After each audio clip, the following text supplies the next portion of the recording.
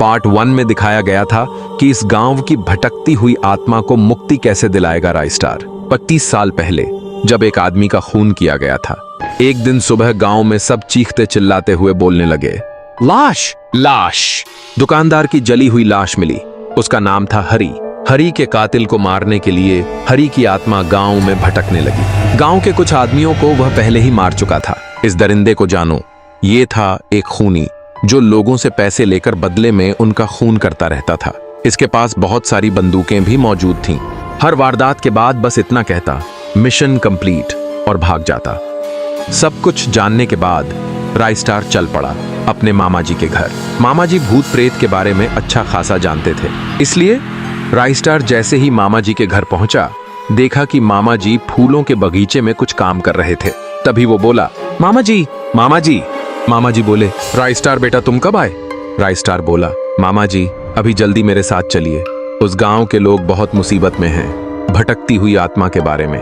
गांव के पास आए और सूरज भी ढलने लगा। गांव की दीवार के पास पहुंचकर मामा जी बोले, हाँ बेटा, इस गांव में एक भटकती हुई आत्मा का बस है। अगर कुछ नहीं किया तो वो आत्मा पूरे गांव को खत्म कर डालेगी। रायस्टार ने तुरंत गांव के सभी लोगों को बुला लिया। गांव के लोग एक एक करके भागते हुए आने लगे। मामा जी बोले, रायस्टार बेटा तुम उस दीवार के पीछे चले जाओ, क्योंकि तुम आते वक्त बोले थे कि उस आत्मा ने एक दिन तुमको मारने की धमकी दी थी। तू ही मारा था ना मुझे, मरेगा, तू भी मरेगा। ठीक है मामा जी, ऐसा कहकर वह दरवाजे के पीछे चले गए। इधर मामा जी ने सब कुछ तैयार किया और महापूजा करने लगे। उन्होंने मंत्र पढ़ते हुए कहा, हरि की भटकती हुई आत्मा जहां कहीं भी है, आजा मेरे पास। कुछ ही पलों में वह आत्मा वहां आ गई और गुस्से में बोली, क्या चाहिए तुझे? मैं सबको मार डालूंगा, छोड़ मुझे यहां से जाने दे। मामा जी शांत स्वर में बोले, तुझे मुक्ति मिलेगी, बस मेरे साथ चल। इसके बाद मामा जी उसे लेकर हरि की दुकान वाली जगह पर पहुंचे। उसी पेड़ पर उस आदमी की लाश टंगी हुई थी।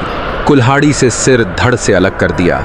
हरि की आत्मा अब शांत हो गई। मामा जी बोले, इसका खेल भी अब खत्म हुआ और हरि की आत्मा को भी आखिरकार मुक्ति मिल गई। दोस्तों, क्या आप जानना चाहते हो कि हरि को आखिर क्यों और किसने मारा था? ये एक बेहद दिलचस्प कहानी है। अगर आप अगला पार्ट देखना चाहते हैं तो कमेंट में यस लिखकर जरूर बताएं।